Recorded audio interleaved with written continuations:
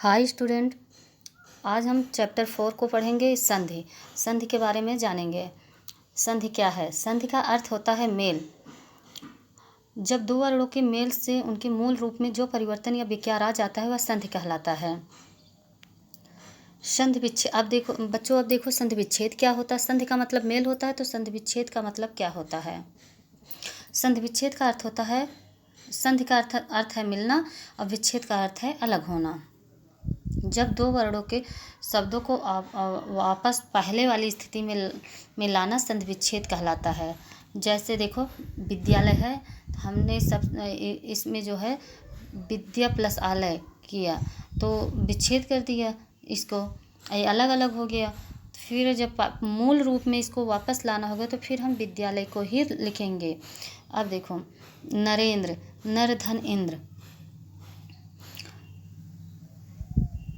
संधि के भेद।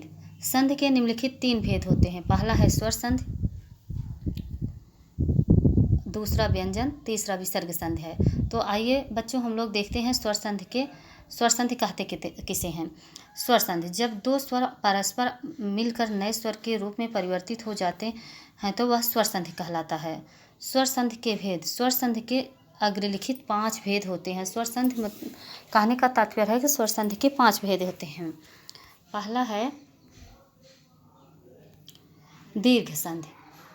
जैसे कि बच्चों नाम से ही दीर्घ मतलब बड़ा होता है, तो इसमें हम देखते हैं दीर्घ संधि। जब आ ई उ री इन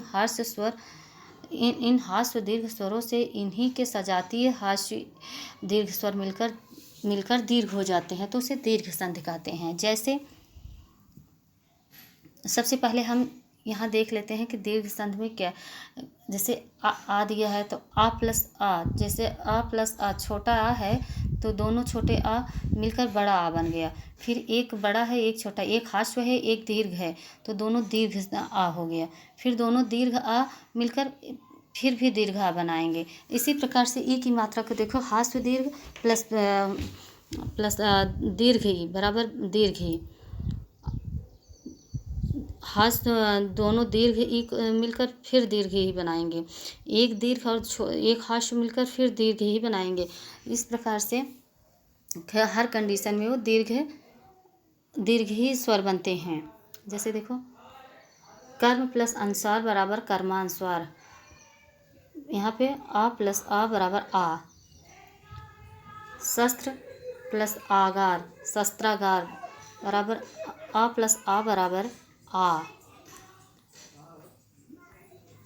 फिर देखो राजा प्लस आदेश बराबर राजा देश आ प्लस आ बराबर आ।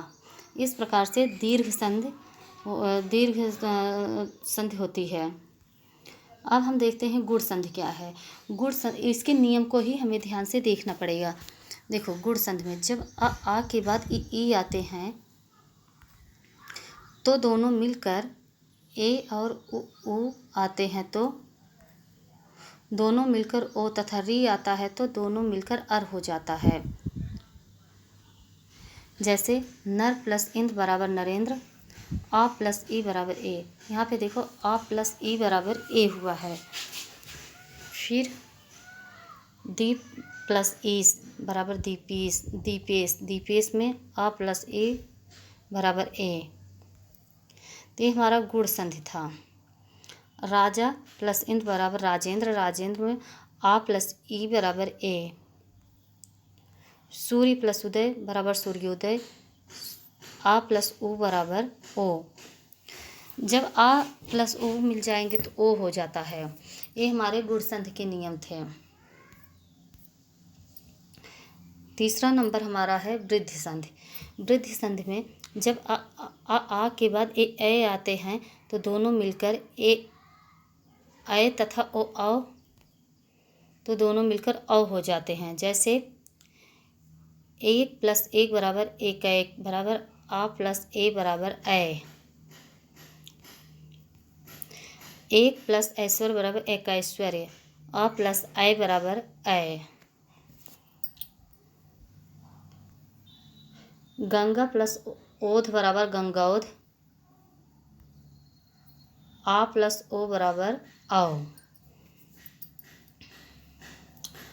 अमृत प्लस औसत बराबर अमृताौसत, आ प्लस औ बराबर औ।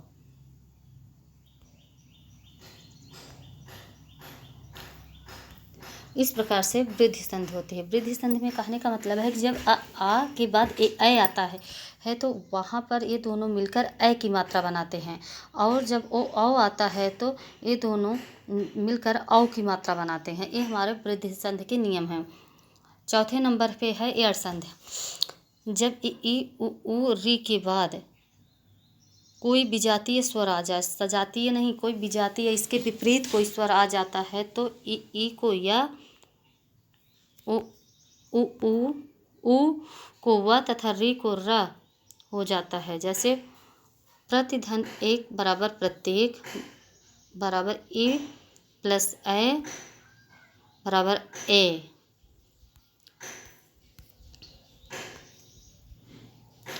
अभि प्लस उदय बराबर अभ्युदय, ई प्लस उ बराबर यू। फिर देखो यहाँ पे लघु प्लस अपकार बराबर लघुपकार, उ प्लस अ बराबर वा। पितृ प्लस आज्ञा बराबर पित्राज्ञा, री प्लस आ बराबर रा। अब हम 5वें नंबर पे आते हैं अयाद संधि। अयाद संधि में जब ए ओ औ के बाद कोई विजातीय स्वर आता है तो क्रमशः अय आय औ आव हो जाते हैं। जैसे चे धन अनम बराबर चैनम, ए प्लस अ बराबर अय। नय धन अक बराबर नायक, अय प्लस आ बराबर आय। पौ धन अक बराबर पावक, औ प्लस आ बराबर आव।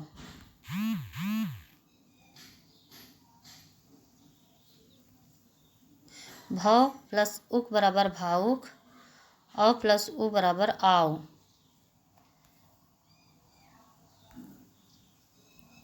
तो बच्चों ये था आज स्वर संधि के भेद थे। आज हमने स्वर संधि के भेद और स्वर संधि के विषय में जाना।